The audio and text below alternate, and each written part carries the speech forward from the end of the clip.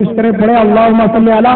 سیدنا و مولانا محمد المعدن الجود والکرم وعلیہ وبارک وسلم صلاۃ و سلام علیک یا رسول اللہ وسلم علیک یا حبیب اللہ۔ عاشقوں کے ہجوم میں جیسا درود پاک پڑھا جاتا ہے اس طریقے سے نہیں پڑھا گیا، لہٰذا ایک مرتبہ پھر گزارش کروں گا کہ اچھے انداز میں درود پاک پڑھے اللہم صلی علی سیدنا و مولانا محمد المعدن الجود والکرم وعلیہ وبارک وسلم صلاۃ و سلام علیک یا رسول اللہ وسلم علیک یا حبیب اللہ۔ ابن ماجہ شریف سیاہ فتہ کی معتبر ترین کتاب روایت کرتے ہیں، آقا کریم صلی اللہ تعالی علیہ وسلم سے ارشاد فرماتے ہیں کہ جو بندہ مومن جب بھی مجھ پر درود پاک پڑھتا ہے تو اللہ تعالیٰ میری روح کو میرے جسم میں لوٹاتا ہے، میں سنتا ہوں اس کے درود پاک کو اور سن کر کے اس کا جواب بھی عطا فرماتا ہوں۔ جب جب درود پاک پڑھی جاتی ہے، جب جب اللہ تعالیٰ میرے روح کو میرے جسم میں لوٹا دیتا ہے، پتہ کیا چلا؟ آقا کریم صلی اللہ تعالی علیہ وسلم یہ باور کرانا چاہتے ہیں کہ جسم سے روح جدا تو ہوئی مگر ایک آن کے لیے، اور جب واپس پلٹی ہے جسم میں تو ایسی پلٹی کہ جو دیکھے وہ یہ پکار اٹھتا ہے کہ تو زندہ ہے واللہ، تو زندہ ہے واللہ، میری چشم عالم سے چھپ جانے والا۔ اس لیے کہ آپ نے دیکھا ہوگا آپ کے موبائل کے اندر میسج آتا ہے کہ آسٹریلیا میں فجر کی اذان ہوتی ہے،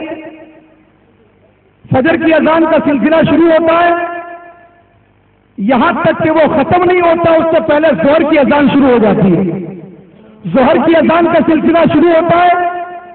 اور وہ ختم نہیں ہوتا اس سے پہلے عصر کی اذان شروع ہو جاتی ہے۔ یعنی کائنات عالم میں ہر وقت اللہ تعالیٰ کی توحید کے اور نبی پاک کی رسالت کے نغمے گونجتے رہتے ہیں،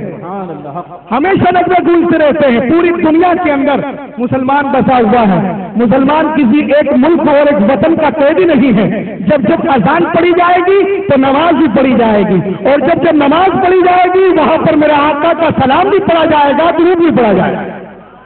السلام علیکم ایھا النبی کہہ کر کے سلام پڑھی جائے گی تو اللہم صلی علی محمد کہہ کر کے میرے آقا پر درود پاک کا تحفہ بھی پیش کیا جائے گا۔ تو کائنات عالم میں ایک بھی وقت ایسا نہیں ہے جس وقت میں میرے آقا پر درود پاک پڑھا نہ جاتا ہو۔ جب جب یہ سورج اپنی گردشوں کو چالو رکھتا ہے میرے آقا پر درودوں کا تحفہ چالو رہا کرتا ہے۔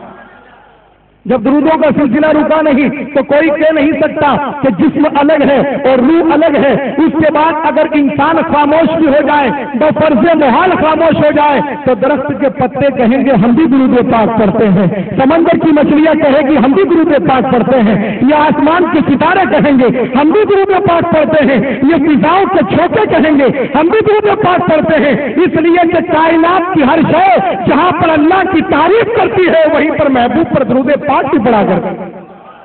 نبی پاک پر درود پاک بھی پڑھا کرتی ہے۔ اسی لیے آقا کریم صلی اللہ تعالی علیہ وسلم جب مدینہ پاک میں پہنچے تو آپ نے ارشاد فرمایا، ہجرت کے بعد آپ ارشاد فرماتے ہیں، یہ ترمذی شریف کے اندر یہ بھی سیاہ ستہ کی حدیث پاک کی کتاب معتبر ترین ہے، اس میں روایت کرتے ہیں آقا کریم فرماتے ہیں میں مدینہ پاک میں ہوں اور مدینہ پاک میں آپ نے ارشاد فرمایا انی اعرف الحجر الآن، لوگوں پتھر کو آج بھی جانتا ہوں، اس پتھر کو آج بھی جانتا ہوں۔ عرض کی یا رسول اللہ آپ تو دنیا کو ایسے دیکھتے ہیں جیسے ہتھیلی کو دیکھا کرتے ہیں، دنیا کا ہر پتھر آپ کی پہچان میں ہے، دنیا کا ہر سنگ ریزہ آپ کی پہچان میں ہے، آپ ہر پہاڑ کو پہچانتے ہیں، ہندوستان کا پربت ہو یا تورا بورا کی پہاڑیاں ہو سب آپ پہچانتے ہیں آقا، لیکن اس پتھر کی ضمانت اپنی زبان سے کیوں دے رہے ہیں؟ ارشاد فرمایا اس لیے کہ وہ پتھر مجھے اعلان نبوت سے پہلے صلاۃ و سلام پڑا کرتا، جب مکے سے نکلا کرتا تھا تو وہ پتھر کہتا تھا السلام علیکم ایھا النبی، اے نبی پاک آپ پر سلام ہو، تو اعلان نبوت سے پہلے نبی کہہ کر کے مجھ پر سلام پڑا کرتا تھا، ہجرت کے بعد بھی اس پتھر کو پہچانتا۔ سبحان اللہ، اس پتھر کو پہچانتا ہوں، اس پتھر کو جانتا ہوں۔ تو پتہ کیا چلا دوستوں اور بزرگوں کہ جو پتھر بھی میرے آقا کریم صلی اللہ تعالی علیہ وسلم پر درود پاک کا تحفہ پیش کرتا ہے میرے آقا اس کو جانا کرتے ہیں، پتھر پتھر نبی پر درود پڑتا ہے۔ اور ترمذی شریف کی روایت تو یہ بولتی ہے کہ مولا کائنات کے ساتھ میرے آقا تشریف لے جا رہے ہیں مکے کی وادیوں میں، اور مولا کائنات فرما رہے ہیں جو بھی درخت آتا تو درخت کی ڈالیاں جھک جھک جایا کرتی تھی اور آواز آتی تھی السلام علیکم یا رسول اللہ، السلام علیکم یا حبیب اللہ۔ کون آواز دیتا تھا؟ یہ درخت کی ڈالیاں، یہ درخت کے پتے، یہ درخت کے پتے صدائیں دیتے تھے درود کی، یہ پتھر بھی صدائیں دیا کرتے تھے درود کی۔ میرے آقا فرماتے ہیں اس پتھر کو آج بھی جانتا ہوں، عقیدہ یہ ملا تم بھی دنیا میں درود پڑھا کرو، تم بھی دنیا میں سلام پڑھا کرو، تم بھی میلاد منایا کرو، تم بھی یا رسول اللہ کے نعرے لگایا کرو، تم بھی نبی کی شفاعت کا ذکر کیا کرو، تم بھی نبی کی نعتیں پڑھا کرو۔ اس لیے کہ آقا فرماتے ہیں ایک پتھر بھی اگر مجھ پر سلام پڑے تو اس کو پہچانا کرتا ہو، اگر کوئی انسان نبی کا غلام بن کر کے سلام پڑے میرے آقا اس کو کیوں نہ پہچانا، اس کو کیوں نہ پہچانا۔ نعرہ رسالت، عظمت مصطفیٰ۔ اور ایک سوال میں آپ کے سامنے کنفرم کر دوں کہ قبر کے اندر جو سوال جس کو امام بخاری کہتے ہیں ھذا ھو المیعار، کہ یہی سوال کسوٹی ہے،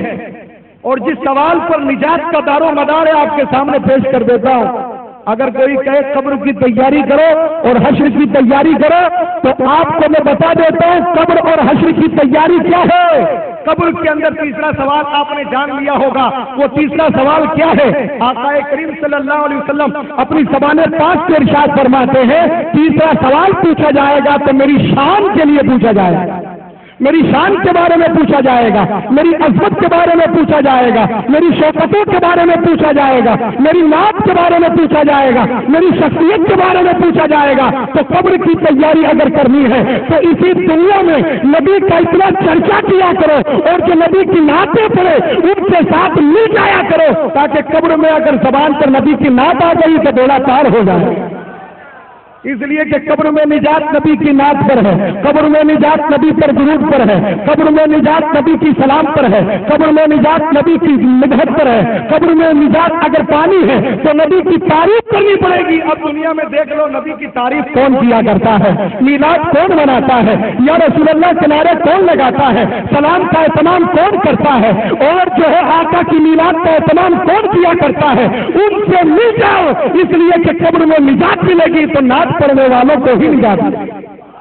نعت پڑھنے والوں کو نجات ملے گی۔ اور سرکار اعلیٰ حضرت جس مشن کے رہبر اور جس مسلک کے رہبر ہے اس مسلک کا ترہ امتیاز ہے نعت مصطفیٰ، مدحت مصطفیٰ، عظمت مصطفیٰ اور اختیارات مصطفیٰ۔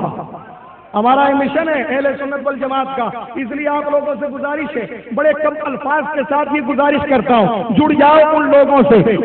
سے مل جاؤ جن کی سوالوں پر سلام کے نغمے رہتے ہیں، درود کے نغمے رہتے ہیں، اور درود و سلام کے نغمے جس کی زبان پر رہیں گے۔ آج آپ نے ایک مسئلہ سنا ہوگا، کچھ لوگ کہتے ہیں کہ قبر میں سرکار آئیں گے ہی نہیں،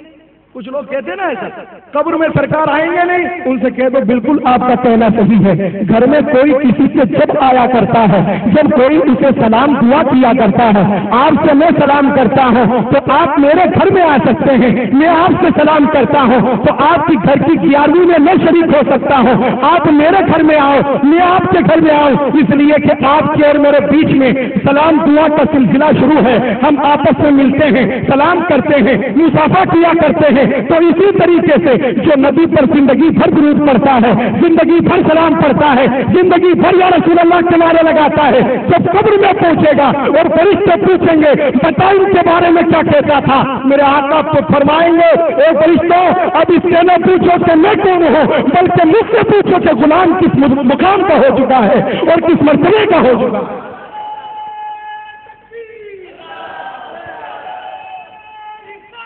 یا رسول اللہ سبحان زندہ باد۔ اس لیے آج کی عظیم الشان مجلس میں علماء کرام میرے سرپرست ہیں، سب کی سرپرستی کے اندر بول رہا ہوں، آپ حضرات سے میری گزارش ہے رحمت للعالمین کے نام پر سب ایک جٹ ہو کر کے ان سے جڑ جاؤ جو اپنا مشن نعت مصطفیٰ کو بنائے ہوئے ہیں، مدحت مصطفیٰ کو بنائے ہوئے ہیں۔ اس لیے کہ کائنات کی ضرورت کا نام بھی ذات مصطفیٰ ہے، قبر میں نجات بھی نبی کی نعت کے ذریعے ملے گی اور میدان حشر میں نجات بھی نبی کے سجدے سے ملے گی، نبی کے سجدے سے ملے گی۔ کل قیامت کے دن جب تک میرے آقا کا سجدہ نہ ہوگا کوئی بھی نہیں آئے گا سفارش کرنے کے لیے۔ حدیث پاک بولتی ہے، بخاری شریف، مسلم شریف، ابن ماجہ شریف اور سیاہ ستہ کی دیگر کتابیں بولتی ہے کہ قیامت کا میدان ایک دن 50,000 برس، ایک دن 50,000 برس کا سوچیں آپ، اور سورج رہے گا اتنا اوپر 1 میل، اور آج سورج الٹا ہے، اس دن دیکھے گا سیدھا، تانبے کی زمین ہوگی، درخت کا سایہ ایک بھی نہ ہوگا، بڑا بھیانک ماحول رہے گا، انسان اپنے پسینے کے اندر ڈبکیاں لگائے گا، اتنا پسینہ ہوگا، اور جس اوپر ایک کپڑا بھی نہیں کہ پسینہ پہنچ سکے، بے لباس رہیں گے لوگ، اور ایسے وقت میں 25,000 برس بیت جائیں گے، حساب و کتاب شروع نہیں ہوگا۔ کتنے بیتیں گے بولو؟ سب سوچو، اپنے اوپر لو۔ اس لیے قیامت کے میدان میں صرف علماء کرام کو نہیں جانا ہے، آپ کو بھی جانا ہے، اور سب کو اس میدان کے اندر جا کر کے اللہ کی بارگاہ میں حساب دینا ہے۔ اس لیے سوچو 25,000 برس بیت جائیں گے اس گرمی کی شدت میں، اور اللہ تعالیٰ اپنے تخت پر نزول اجلال فرمائش جو ہوگا، جو اس کی شان کے لائق ہے، اللہ کا جلوہ بھی نظر آئے گا، اور سارے انسان ایک جگہ اکٹھے ہو کر میٹنگ کریں گے۔ اب کیا کیا جائے، حساب کو کیسے شروع کیا جائے؟ حدیث پاک بولتی ہے، اس تغاثی بے آدمہ ثم بے موسیٰ ثم بے عیسیٰ ثم بے محمد صلی اللہ تعالی علیہ وسلم۔ سارے انسان میٹنگ کریں گے، اور میٹنگ کر کے پہنچیں گے حضرت آدم علیہ السلام کے پاس۔ حضرت آدم نبی ہے، خدا نبی ہے، ان کے پاس جا کر کے پہنچے، اور جا کر عرض کی، اے اللہ کے پیارے، اور ہمارے بابا جان، اللہ کی بارگاہ میں سفارش کر دو اور ہماری مدد کر دو۔ اس تغاثہ مانے ہوتا ہے مدد مانگنا، ہم مدد مانگنے کے لیے آئے ہیں، ہم مدد کر دیجیے اور اللہ کی بارگاہ میں سفارش کر دیجیے۔ بولو، حضرت آدم توحید کا پیغام لے کے آئے تھے، اللہ کو ایک بتانے کے لیے آئے تھے۔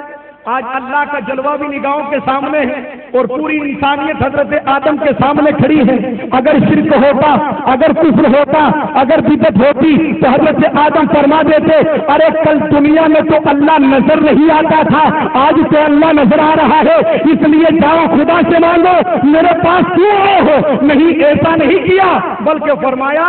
میں یہ کام نہیں کر سکتا، کسی اور نبی کے پاس، کسی اور نبی کے پاس جاؤ۔ پتہ چلا کہ اگر شرک ہوتا تو نبی شرک کی تعلیم نہیں دیتا، اور شرک کرنے حضرت آ رہے ہیں استقبال کی، نعرہ تکبیر،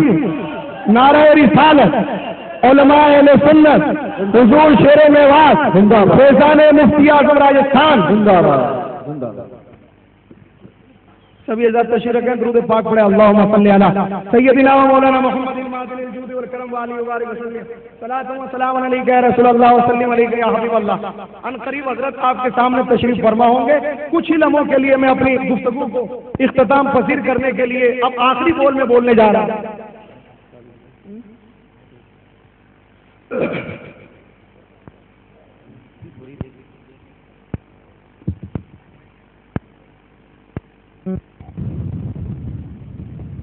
جتنی گفتگو بھی اللہ تعالیٰ اس پر عمل کرنے کی توفیق عطا فرمائے۔